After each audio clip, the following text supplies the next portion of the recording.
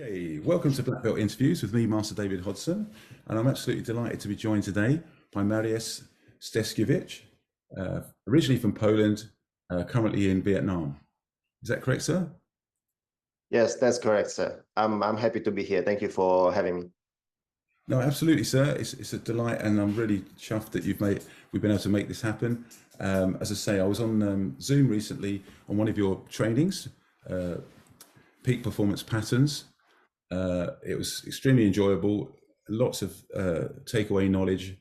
So that was great, sir. It was great to see you and train alongside you as well. It was my pleasure. I really enjoyed this seminar.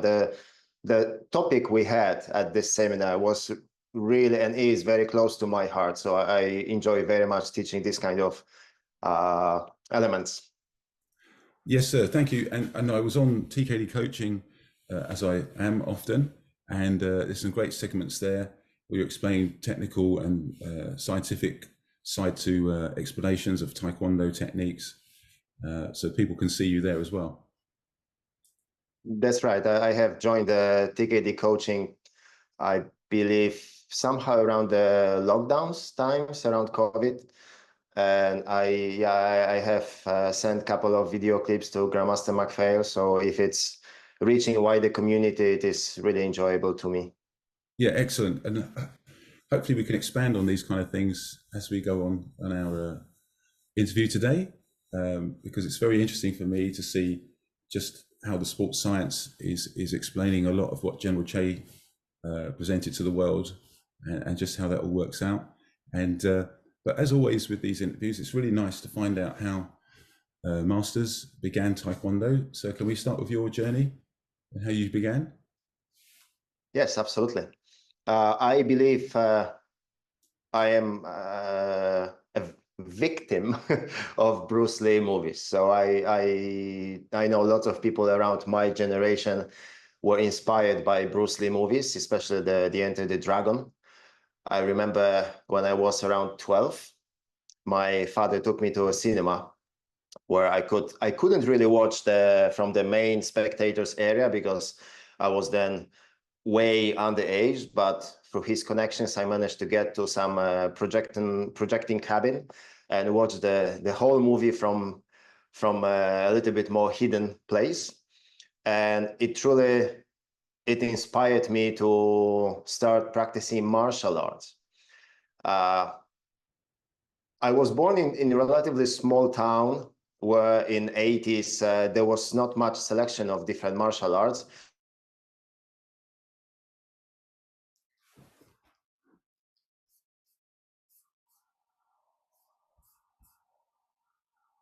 Something that would allow me to learn punching, kicking, and doing all these really cool things, what we could see from Bruce Lee. And as a young teenager, I didn't have much understanding how these things work. So I was asking people, asking friends, going around. We were lucky that in my town there was still is a very good physical education academy. So I also went there looking for some opportunities, and I couldn't find anything. Eventually, one of my colleagues pointed me to Taekwondo. So I went there with my best friend. I remember I was 12 then. We entered the room, which was filled with, I don't know, this times it seems like it was over 100 people crumbled in one small room. And up to my deepest disappointment, one of the first announcements the leaders of this meeting did was that everybody who was under 14, please leave the room. That was a major setback, but okay, I was too young, so we left this room. And I was still very keen on learning Taekwondo or any martial arts, so I did whatever I could. And funny story I have, at that time, there was a magazine for children or teenagers in Poland published once a week. And in this magazine, they started publishing a series called Become a Disciple of Shaolin Temple, which was week after week publishing some movements, some informations in very very basic format. It was 80s. It was 1986, I remember. So I was religiously collecting this series, cutting every week pages and putting into the book, which I still have, by the way. And I was practicing whatever it was. I had absolutely no clue what I was doing, but I was trying to learn. I was trying to repeat. I was trying to oftentimes imagine what this graphics, because these were not even pictures, they were just the graphics, what they represented. So I did for close to 2 years. Eventually, I reached the age when I was able to join Taekwondo, and I was 14, almost 15. I eventually managed to get into Taekwondo classes. So this was 1988 when in November when I started practicing ITF Taekwondo in Biała Podlaska. Wow. So yeah, you had to wait for 2 years to be able to join. What was the reason for the age thing? Was it because there was too many people, or they didn't want to teach the people that were too young, the children too young? I honestly, I am not sure. That it was explained to us that there was some kind of rule, but where did this rule come from? I had no idea. I know that some of my in later times colleagues who started in the same time but in different region of Poland, they could join in younger age. So at the end of the day, I don't know. But these were times when Poland was still in quite much communist time, so the regulations were not always very clear, understandable. I just remember that, okay, we were too young. And this was time, I believe you have begun Taekwondo yourself in quite around this time. This was, martial arts were extremely popular, and I know Bruce Lee's movies add up to this popularity. So yeah, they did not have problems with low numbers, rather on the opposite side. There was too many people wanting to practice. Yeah, absolutely. And the kind of era you're talking about, the Bruce Lee, the Shaolin, it really was coming through, wasn't it? And obviously connecting with a lot of us at a similar time, because a lot of people say a similar story about how it caught their imagination, and there was a mystery behind martial arts then, wasn't it? Yeah, absolutely. There was this mystery. There was this fascination with Orient, with Asia and Far East, and frankly speaking, we didn't care whether it was Japanese, Korean, Chinese, or any other Far East martial art. Anything what popped up on the screen, and you could see people, jumping, flying with some extra effects, which we also, of course, being kid, we couldn't see. It was awakening the imagination to its core. So it really worked well. yeah, excellent.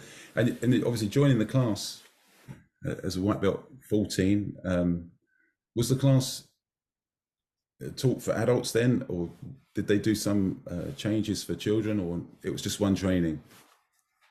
It was just one training. There was no division into age groups. It was a beginner's course. So in Poland at that time, I believe it's still continuing like that intakes are usually twice a year. So you would have this period after the summer holidays, and then maybe sometimes after the winter break. So for me, it was after the summer holidays, which was usually the largest intake. So first of all, there was no divisions into ages. We all were in the same group. Everyone was beginner. And I remember some of my first training when I went to the quite old, worn out training hall, which was remaining of some old fire department or something like this, with really poor floor, wooden floor. In winter times, the isolation wasn't working, so it was cold. We had to jump around or keep our feet on the radiators to keep warm. And yeah, for some of the first trainings, there was easily 100 people. So you would be standing with somebody who was just 1 meter away from you. Trainings were 2 hours each, 3 times a week. And oftentimes we would spend the entire training on doing 2-3 elements, like you could imagine, these days it would not work anymore. For 2 hours doing Gunuson, Ajun de Palmokmaki over and over and over again. Nobody would continue like this because, you know, it's not fun. Yeah. But for us, it didn't matter. Whatever teacher said, that was the only what we cared, and just doing. Obviously, lots of people drop out somewhere on the way for many reasons, but also lots of people did stay, and we built up eventually a really great group community with lots of chemistry and imagination. That was really great time. Excellent. And was there a competitive element developing there? Was there an outlet for competitions, or was it just training in the dojang? We did have competition. That was already, this was several years since Taekwondo has been introduced in Poland. Just a few weeks ago, actually, in Poland, there was a 15th anniversary of Polish Taekwondo Association, or Polish Taekwondo in Poland. So this began somewhere around 74, if I remember right.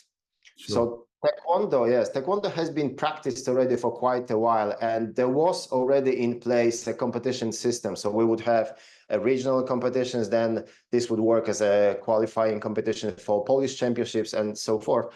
So from the very beginning, I actually was able to take part in more sport-oriented trainings and join competitions. So it wasn't only practicing, but we did have quite clear competition path.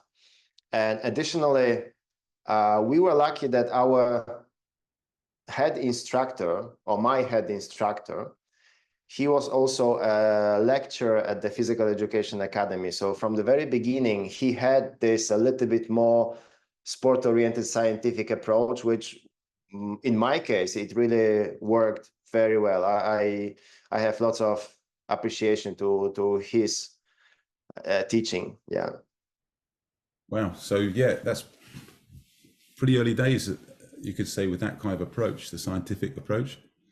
Some of the early Taekwondo, it was just the instructor teaches, you follow, you adhere to what they're asking you to do. But you was getting some theory behind it as well, were you? Maybe not this much directly theory, because he focused on training us, and we were kids, we were teenagers, we wanted to train, and we didn't necessarily wanted to know why, but as much as he found necessary, he was sharing with us. But also we were exposed to different types of training, so not entirely focusing on technical aspects, but we did have athletic preparations. We did have some form of nutritional guidance, maybe not too complicated, but we were exposed, for example, to proteins intakes. We would be given extra protein. I remember this kind of small packages to support our recovery. We were exposed to certain level of testing, like, these days, almost everybody who has anything to do with fitness or athletic training is, for example, monitoring heart rate. So polar heart rates, usually Polar or maybe some other brands, they are being widely used. We did these things in 80s.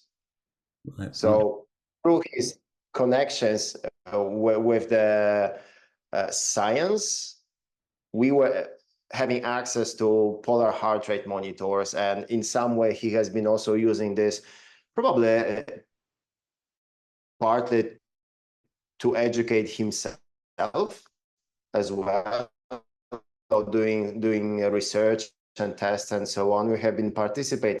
So we were exposed to athletic thinking, to sport theory from early, yes. Excellent. So you were doing the normal training patterns, sparring, flying technique, stretching, conditioning. Was it similar to yes, similar how we train today, or was it slightly different way of doing it back then, or?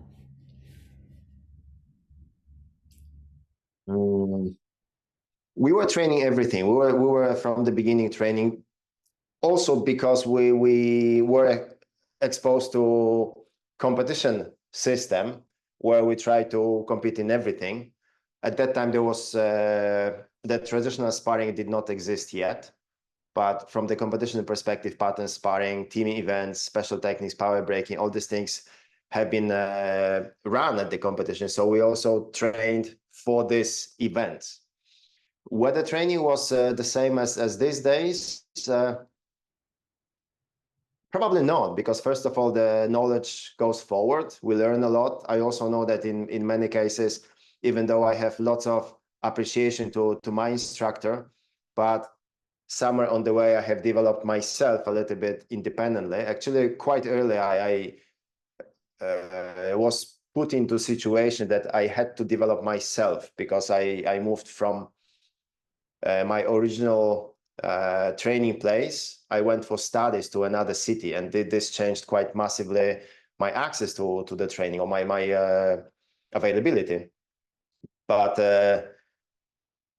what certainly stayed is that Taekwondo is much more than just a collection of techniques that we can develop a little bit broader, more towards the proper modern athletic training, which these days is so widely present across all the sport disciplines. We no longer have situation when football players would just play football or runners would just run. It's such a mixture of different approaches to support the goal, but not necessarily staying entirely within the area. So I think this definitely I took from my instructor, and I was always interested in science, in research, and so on. But methods has changed, and I do believe for better. Because in my times also, not only that I was exposed to my instructor experience and knowledge, but also we had lots of contact with North Korean instructors. So at that time in Poland, there were several Korean instructors leaving, and their purpose was to support Taekwondo development. So from early stages, we would have on the regular basis visiting visits from North Korean instructors who would teach or do belt promotions and so on. And these methods were not, so to say, the most updated. They had beautiful techniques, but they also caused, I believe, lots of negative sides of Taekwondo training. Right, right. So it's the modern approach, the scientific methods that help to prevent injuries as well for long-term training. Definitely. I believe, at that time, probably my instructor partly has been also thinking about injury prevention, but for us, for young people, injury isn't necessarily a long-term goal, or injury prevention, so to say, because we just, being young, we are so elastic, so to say, in responses that, okay, even if injury happens, a couple of weeks and we are back in track. The situation changes a little bit when we hit 30 plus 40 50 and more years. Then every injury is a lot more complicated issue. So we didn't really see very much, for example, connection between a certain way of executing techniques or certain approach to strength and conditioning in order to prevent injury. We were rather focusing on performance enhancement. So we wanted to get better. We wanted to win. That was the main drive for athletic training. Yeah, yeah, and it reminds me when I first started to realize there was a competitive element from where I was training, and we got to look a bit further afield and see what we started to understand the other countries competing. And Poland was always, in my competitive days, was at the forefront of certainly European and world level. Right. Yes, Poland. I think if you look back in time, then the countries which didn't have it the easiest from the economical perspectives, from quality of life perspectives, these countries usually manage to excel in athletic performance, and oftentimes in martial arts. Somehow there was something extra that these countries seem to get good results. You could remember Russia, Romania in those older days. These were also former Soviet republics like Uzbekistan, Tajikistan. They always have had very good athletes. Then later on, Western European countries, some of them also started to catch up, but oftentimes actually athletes who were very good from the Western Europe countries, they were actually of different origins. So for example, Tapilatu family, I cannot guarantee that this was the case, that they were so good because they came from a little bit different origins somehow. I don't know in how many generations they have been living in Netherlands, but again, these countries had it a little bit hard. Maybe we were just less spoiled. So yeah, would that be less distractions, less just a different mindset, a different upbringing, like you say, helps people to, well, it's hard in one sense, that it's more of an outlet when they find a discipline they can excel in? I think so. I think, with people coming from a little bit tougher regions, they are just used to struggle. And if you want to excel in athletic performance, you have to accept struggle. You have to accept that this is hard work. You have to accept perseverance.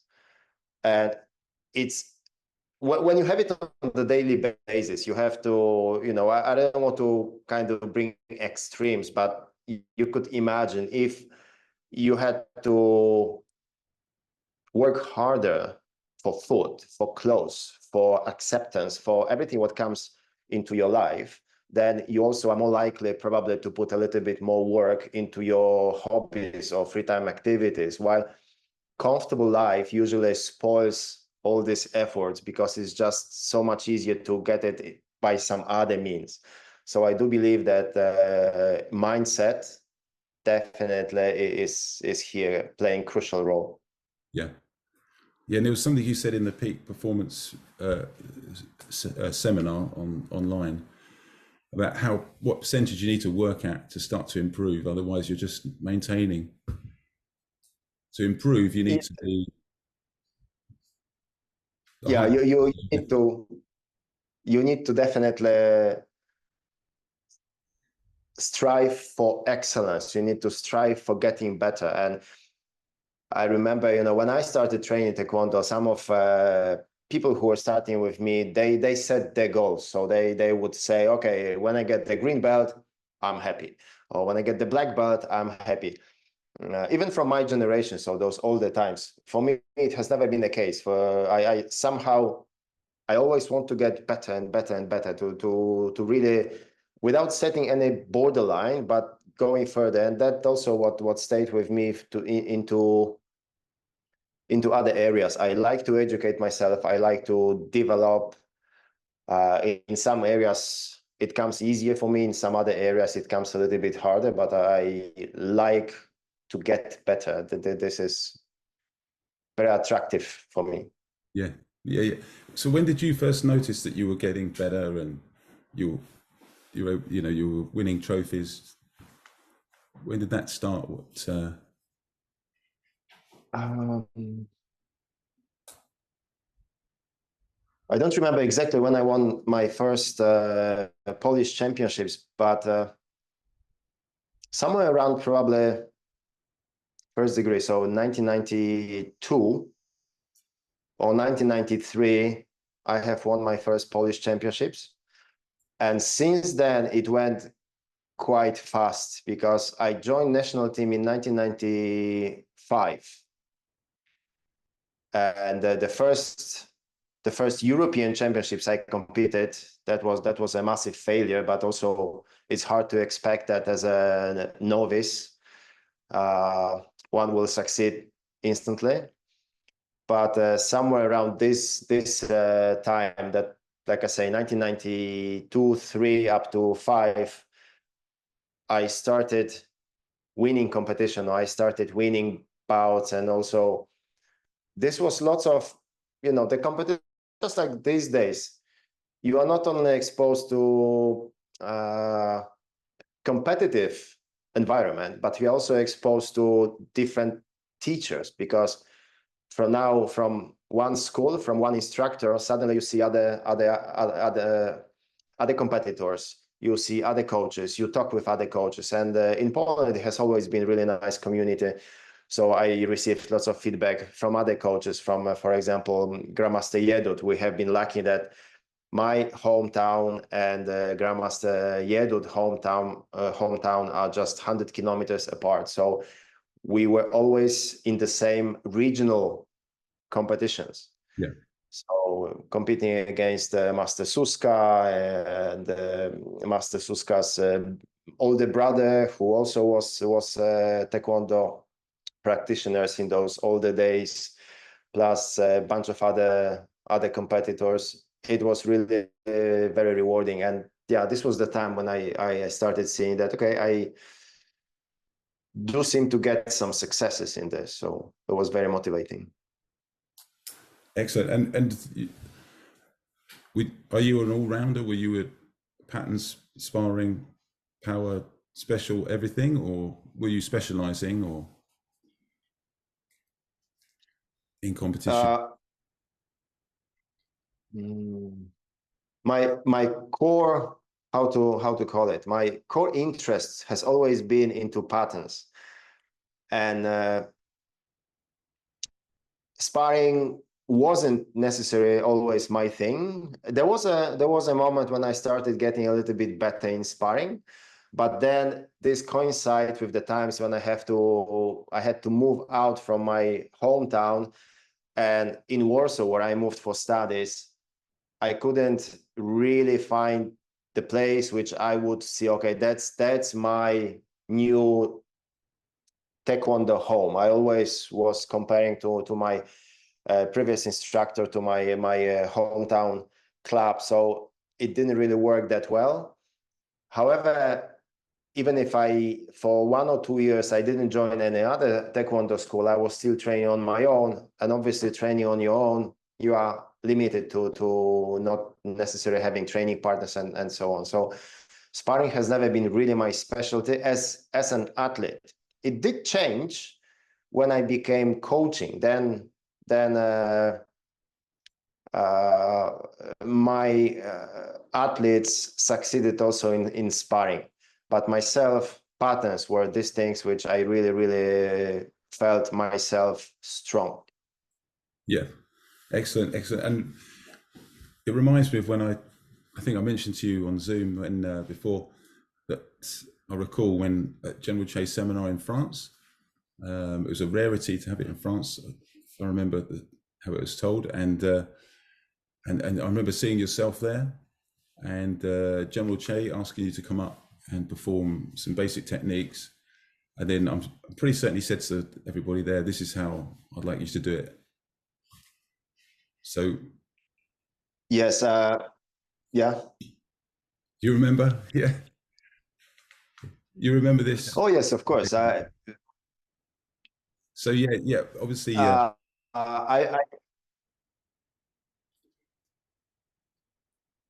Yes, thank you. So yeah, General Che obviously saw in you his Taekwondo, the way he liked it to be taught, and that was and trained and performed.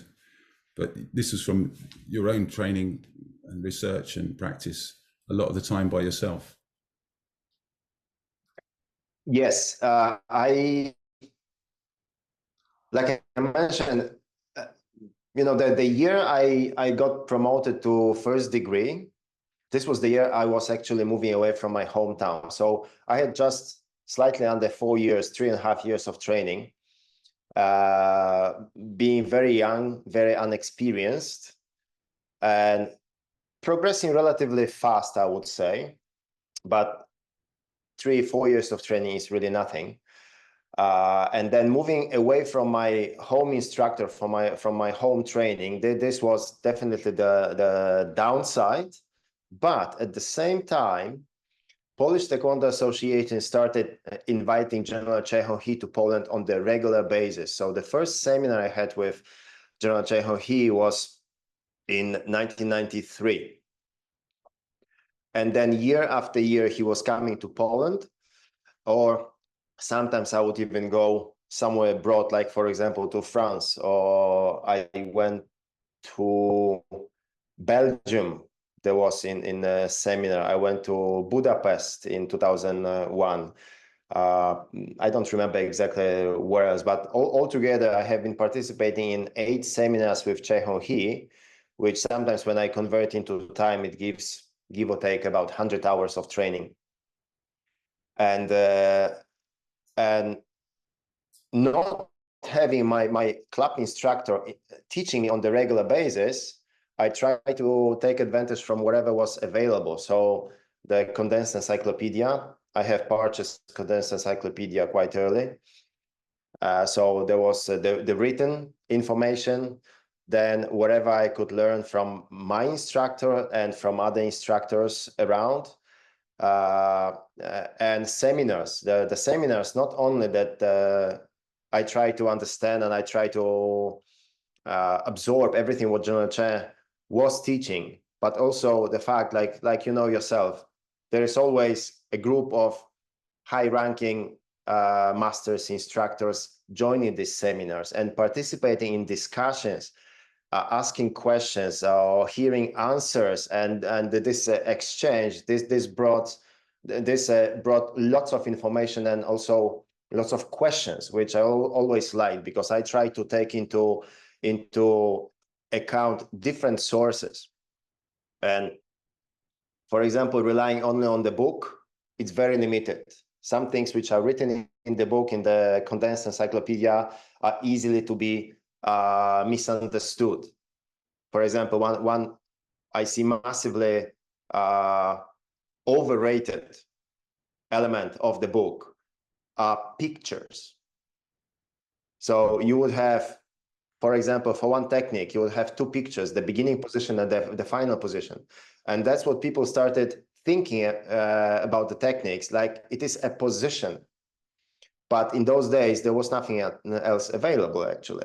So, okay, we had some information which was written, and oftentimes reading a little bit deeper into actually description of the exercises would give some side of the techniques. Then participating in the General Che Ho-hee's seminars would give another side of the same story.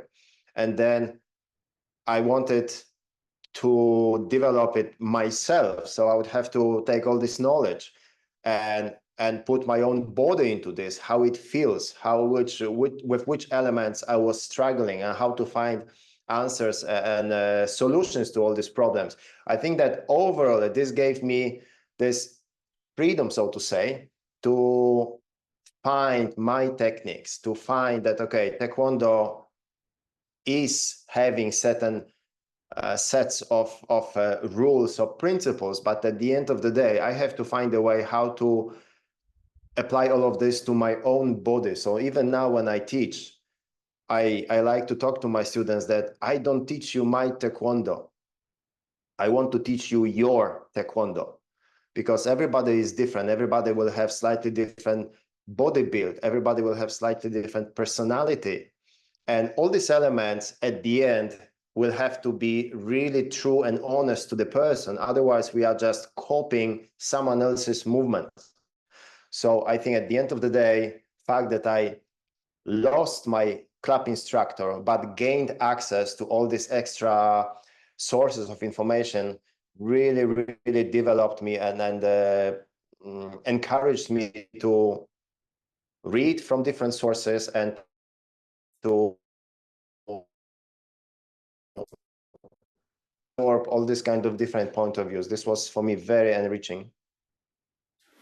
Yes, excellent. And yeah, clearly you've continued that in your training, and we saw that in the in the peak performance about the personality, character, and how that comes through when you perform in front of judges. That's a bigger part of how you teach the performance patterns now. Is that correct? Yes, absolutely. You know, this peak performance seminar what we had, for beginners, it's a little bit different story, because they don't necessarily have this certain standard which they can try to adopt a little bit, and they are still a little bit lost. But once you reach certain level, then these elements, in my opinion, at least from my point of view, these elements which are, you could call them software, so to say, these play a lot more important role. For me, Taekwondo, and not even patterns, but in general, the art part of Taekwondo is that it is a form of expression. You have to express your being, your personality. This what makes it so unique, so individual. And so to find out someone else's elements of character, or oftentimes it would actually be showing this element to the person, him or herself. This is big part of the teaching. Sometimes athletes do not really understand that their character makes them better, makes them true, makes them honest. They look up to some idols, they look up into other competitors, other athletes, masters, and they do everything they can to copy. But the copy will never be as good as original. It takes a little bit more time, it takes a little bit more searching or researching, but at the end of the day, this is what makes every athlete unique. So for me, when I coach, especially on the high level, I always take account the personality. That this is absolutely crucial, not only in patterns, but in every other discipline in Taekwondo. Yeah. No, I'm hearing you loud and clear. So it's a really distinctive highlight, because, like you say, the science is behind the movement, the technique, but the extra element is the person. As with every artist, in an artistic performance, the person comes through, doesn't it? Yes, absolutely. And I think this is what makes, for people who are watching, this is what really attracts. Yes, nice kicks, high jumps, fast actions. It is all beautiful and attractive as well. But I think to see really the psychologist, the mental side of the athlete, the personality, this is what really attracts spectators or viewers, or those who are trying to in some way learn from these people. I think that this is this layer beyond just the technique. This is what attracts it. We can call it charisma, for example, right? Yeah. Is there something you can help someone to develop within themselves? It's not one of those things that you have to be born with. It's something you can nurture and develop.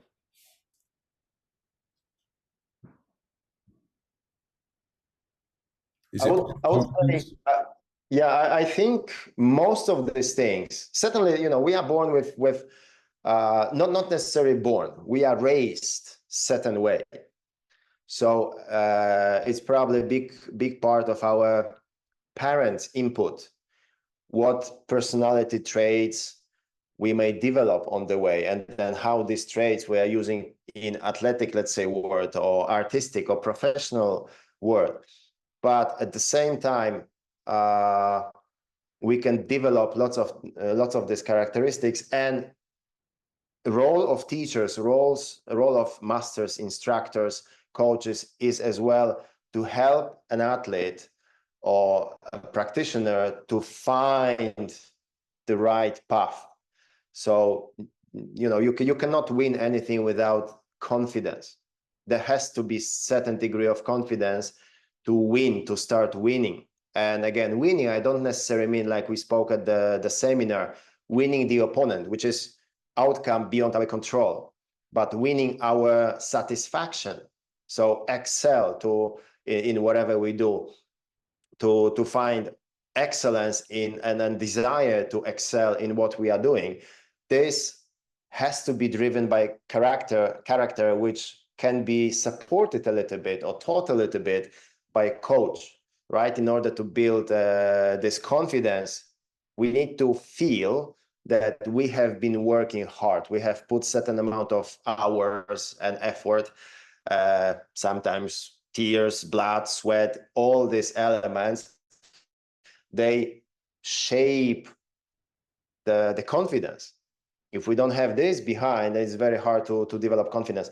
So I think that all these personalities, we can up to big extent develop, but maybe not entirely 100%. There will be always something left, which just people who may have great control, great techniques, but they are lacking this extra layer of mental toughness, mental resilience, discipline to push a little bit further. They may be good or very good, but there will be something missing to be the best. And that's why maybe not everybody is the best. That's why maybe not everybody reaches this top, peak of whether it would be athletic world or professional development, because it's not so easy. And I think, yeah, that's what makes it also interesting. Yeah, absolutely. And yeah, so the ultimate goal then is to, obviously at some point the performance would deteriorate because of aging and so on, but the spirit or the personality as the practitioner, that doesn't have to hinder that, does it? In your training, you can become more realizing that side of yourself more as you progress, if you have the right way of approaching your training. So Taekwondo can transform you. I think so, yes, I would definitely agree. Yeah. Age passes by and all age comes, and our physical peak performance will eventually deteriorate. But as we lower our capacity, or we lose certain capacity with age, we also gain some other areas. So, for example, talking about the research, and the best age for martial artists, for athletes, it's not when they are in 20s, but it's when they are in 30s. So you have certain time of training, but also you have certain time of mental development. So also as we age, we gain some other elements. It all takes time, not only probably physical training, but just life experience. And like I mentioned, this confidence that actually you have put enough work and effort and all this kind of elements. You earned it. The earning part must take time.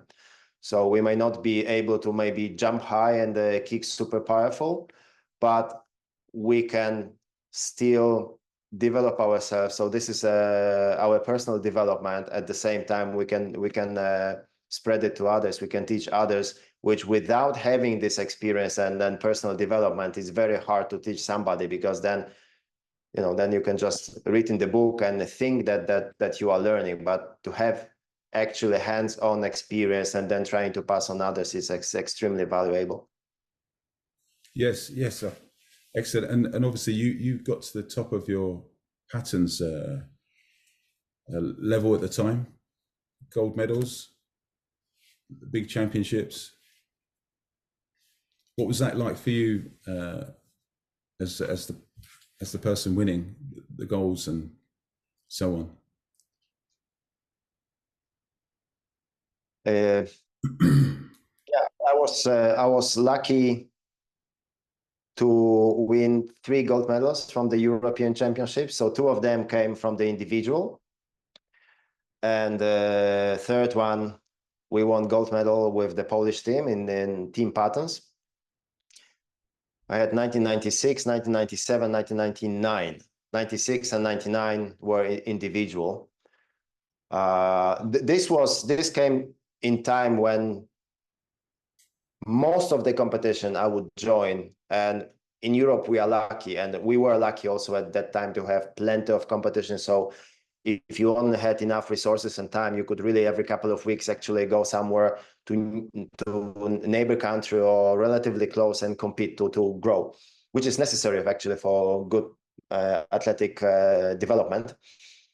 So this was time when I was getting used to winning in the good way and also a little bit in the negative way, because being a young person, it's easy to develop certain arrogance. And I definitely did develop a certain degree of arrogance, which just from the athletic performance sometimes helped. But as the personal growth, it's not necessarily the best thing in the longer run. But that was my peak of my competition performance. Oftentimes I would come to competition, I would compete. And even though at that time I wasn't coaching on the highest level, so my coaching skills were not there yet, but I still try to focus as much as possible on my own performance.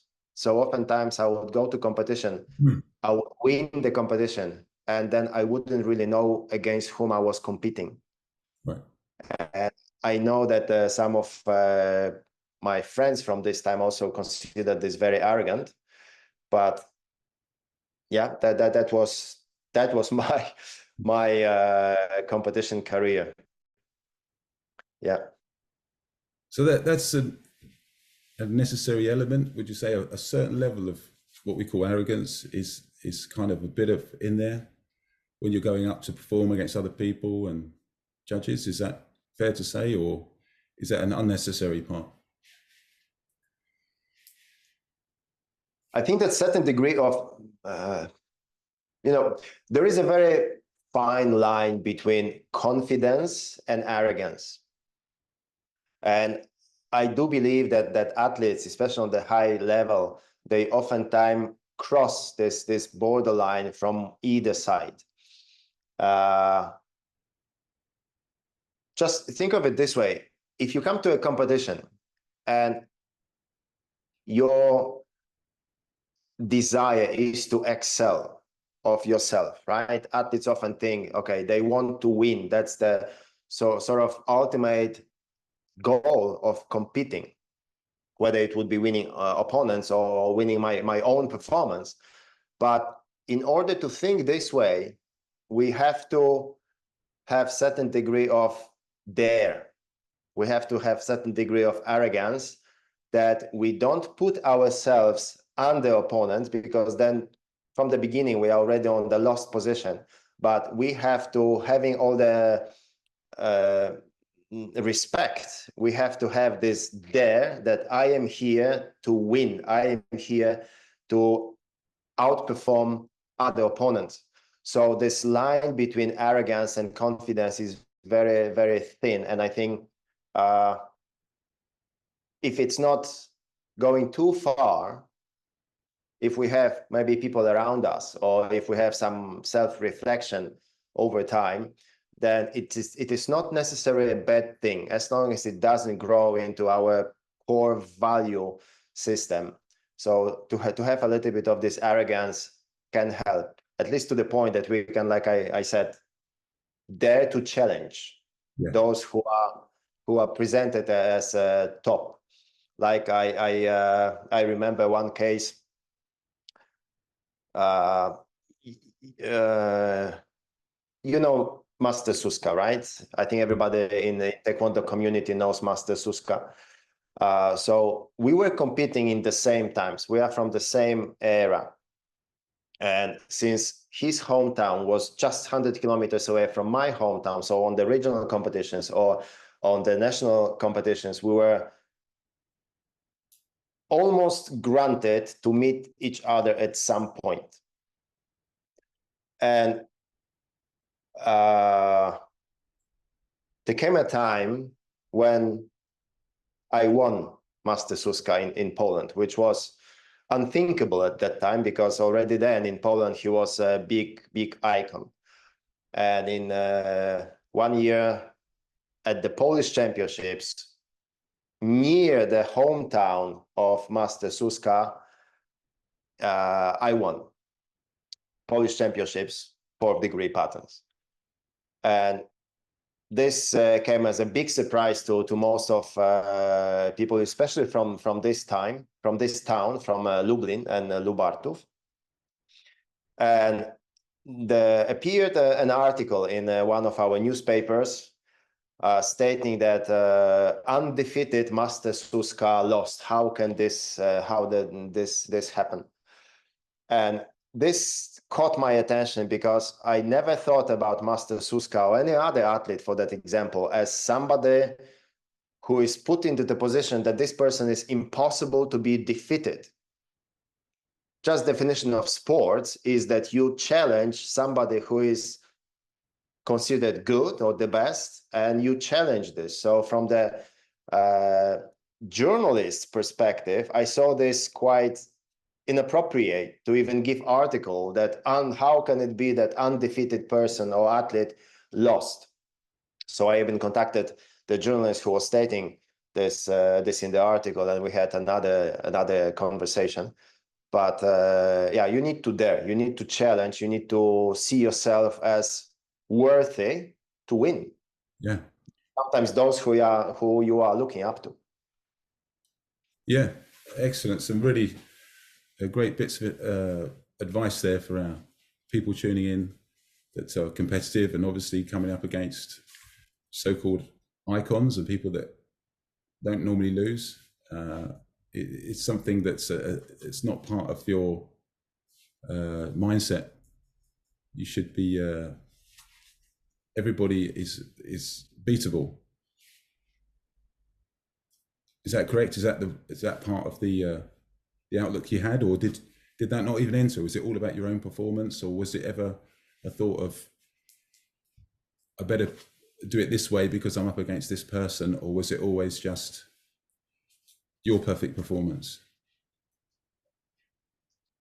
For me, it has always been about my performance. So I never paced out, so to say. I never changed my performance, whether I would be competing against this or that opponent. I always try to outperform myself. And consciously or not, at this point, I don't even remember anymore. Probably when I was a younger athlete, I would have this desire to win opponents, but I would never adjust my performance depending on the opponent. So for me, it has always been the best I can. I may play some tactics. I think tactics in every sport is absolutely crucial. So even in Taekwondo, in patterns, we did have ability to play some tactics. So I would, for example, I mentioned competing against Master Suska. His leg techniques have always been absolutely amazing. He has great control. He had great kicks, flexible. So if I would to choose a pattern going against him, I would look, okay, in which pattern I can present my values, my assets better than him. So I would definitely use certain tactics, but I would never lower my performance just because I would be competing against maybe not so experienced or decorated competitors. Yeah, of course. Excellent. What would be your optional pattern? What was your optional pattern chiefly or mainly? Oh, that would depend a little bit on which degree, but with Master Suska, we have been the time when we were competing on the equal level was when him and myself were 4th degrees.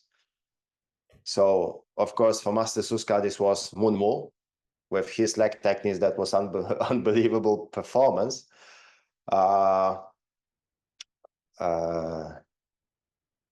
I would probably, what did I choose then?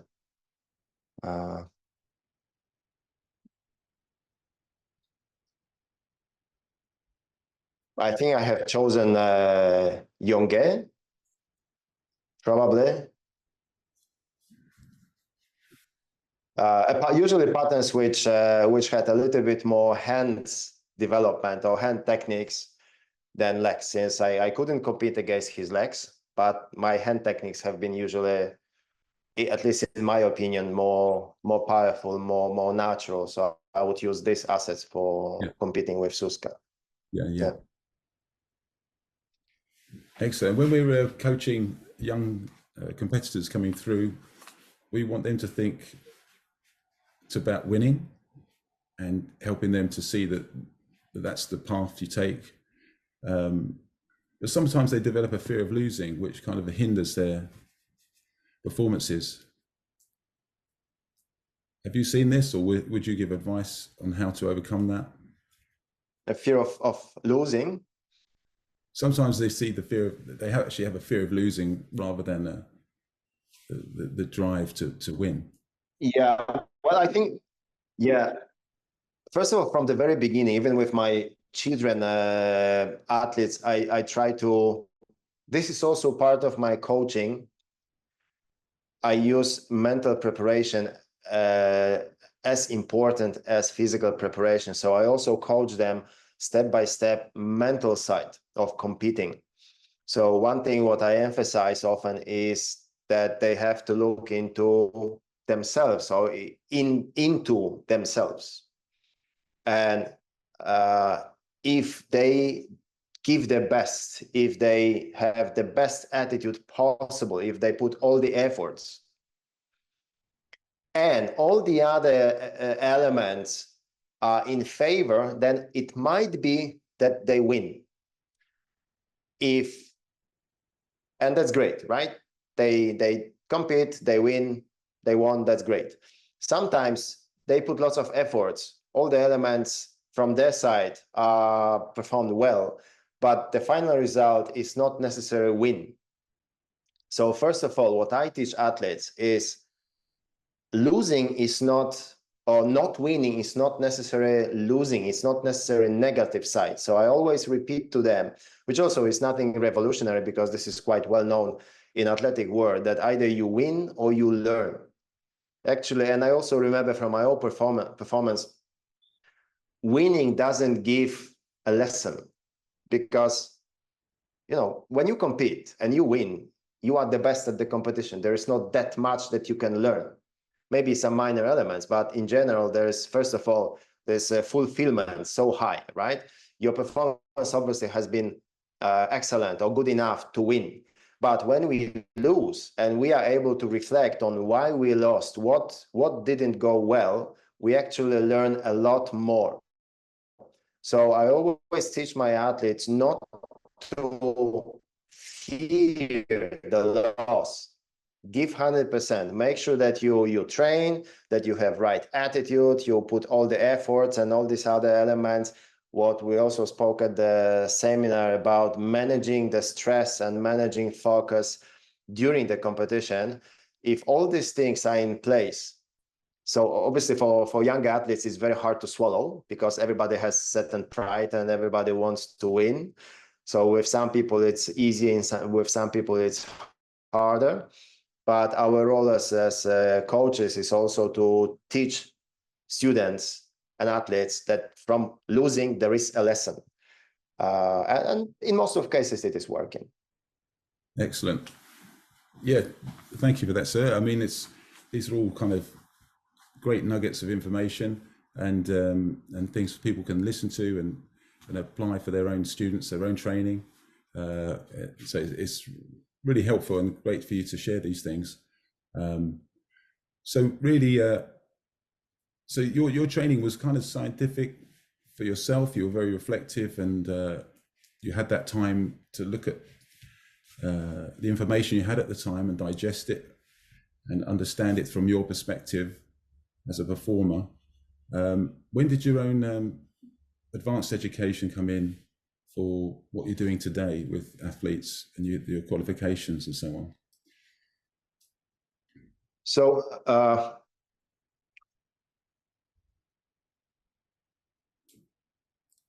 in 2001, I moved from Poland to Finland. That was the time. 2001 was also time when I have won with Master Suska.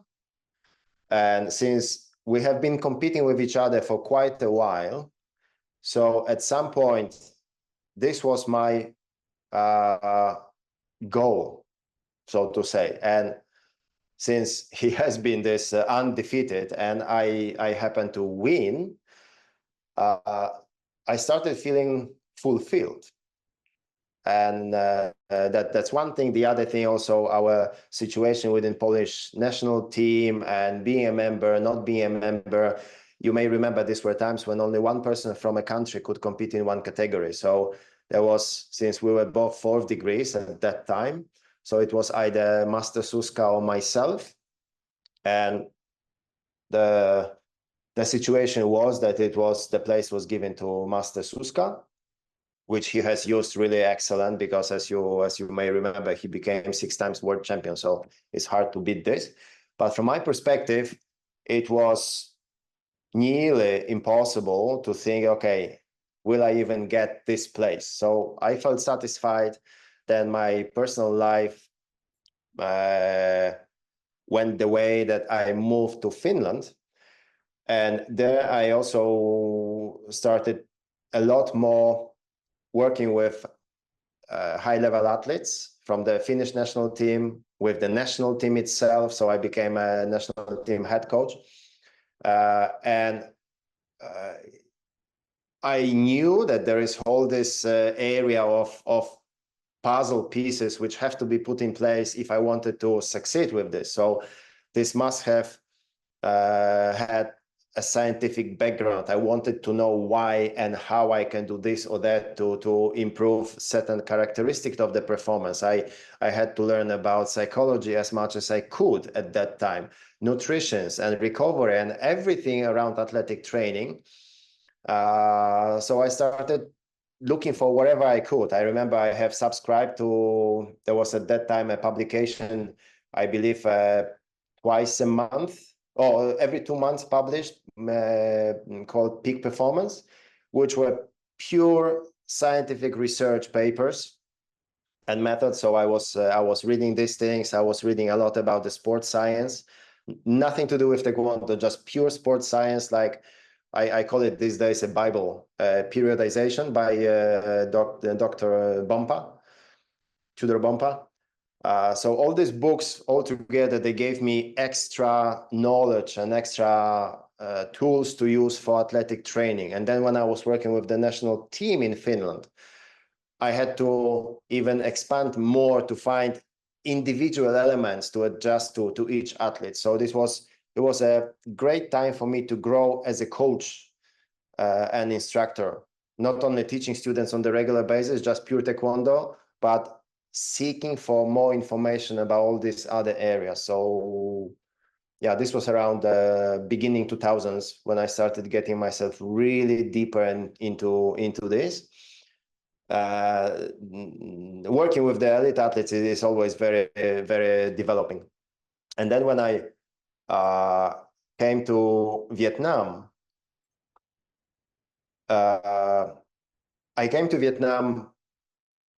being delegated by ITF with the initiative from Grandmaster Chan Ching-Kwan at that time.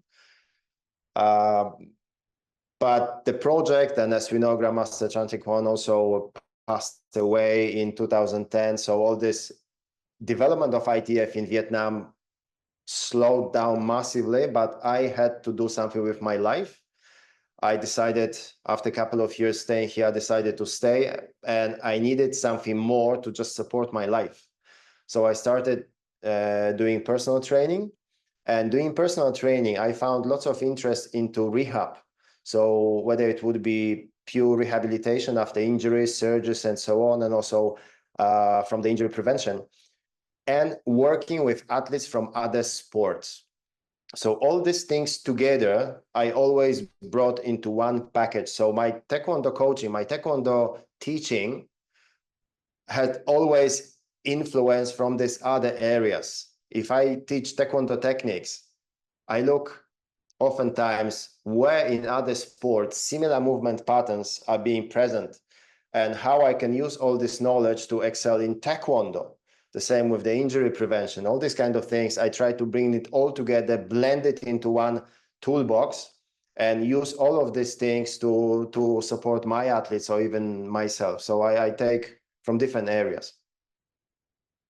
Excellent. Yeah. And so it kind of, so when you apply that to General Che's Taekwondo, you see that all the elements are there from the scientific point of view. You don't have to change or define anything too differently or radically different. You find it reaffirms his Taekwondo?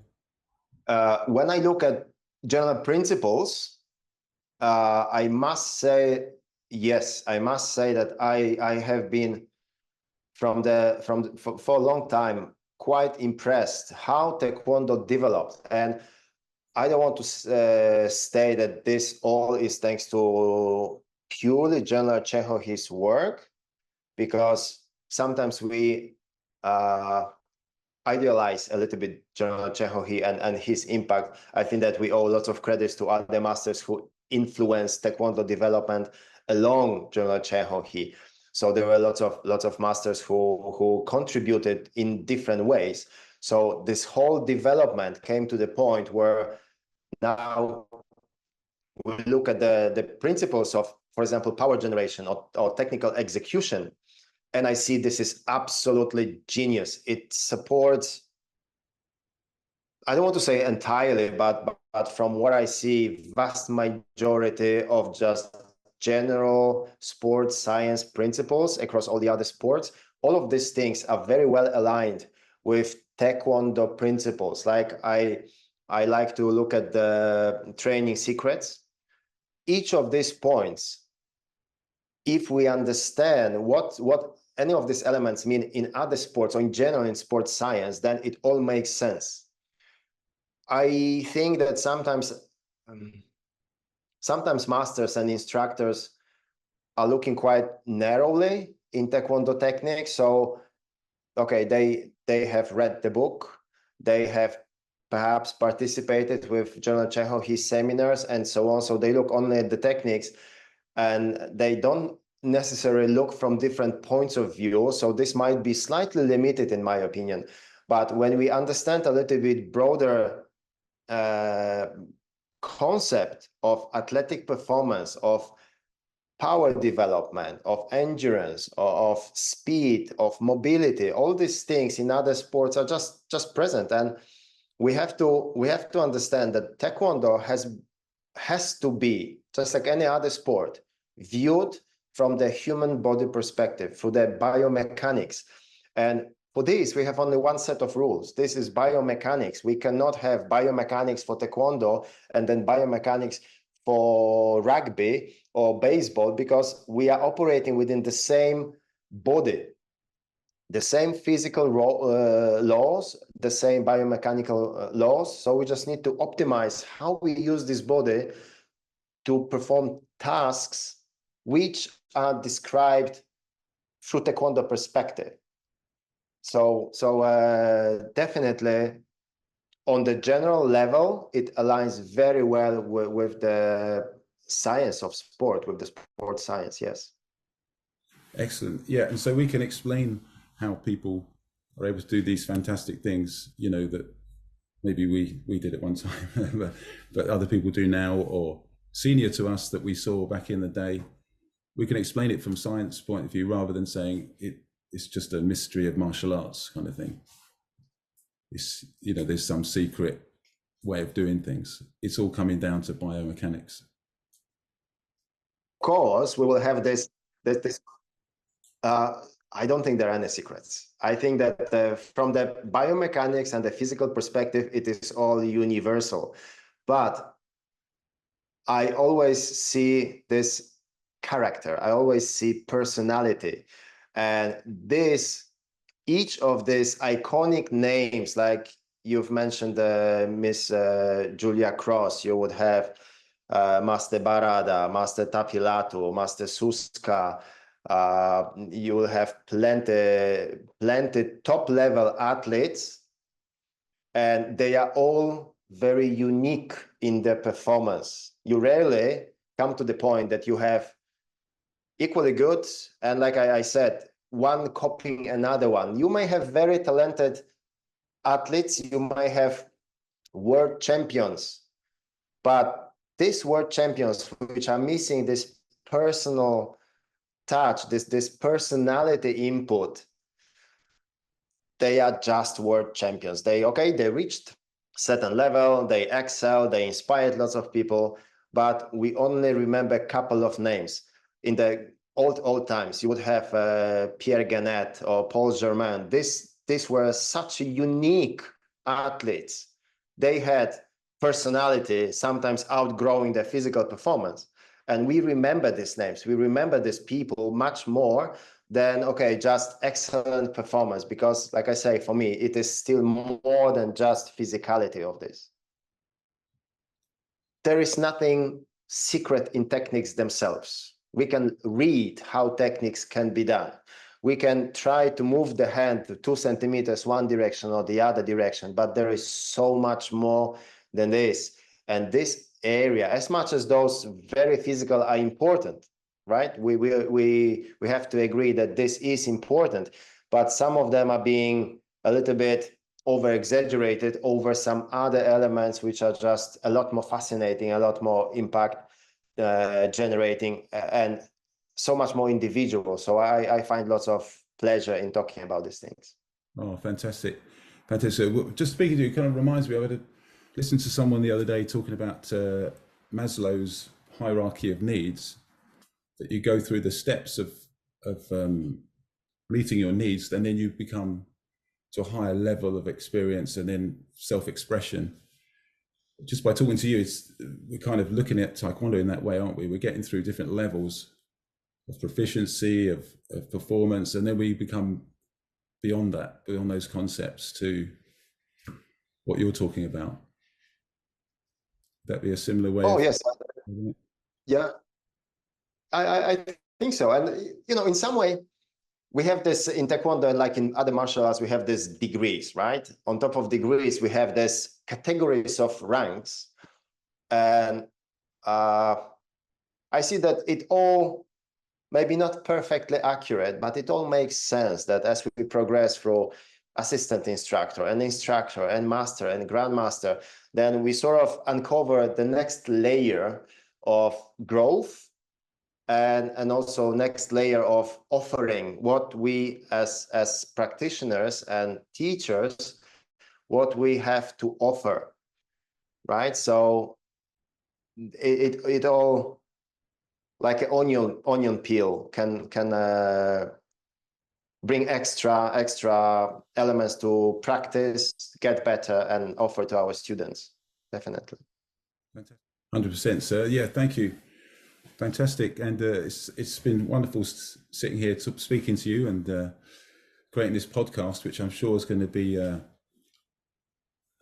well listened to throughout the world in ITF Taekwondo and others, and a great resource, I hope, for their own training. So thank you for joining me.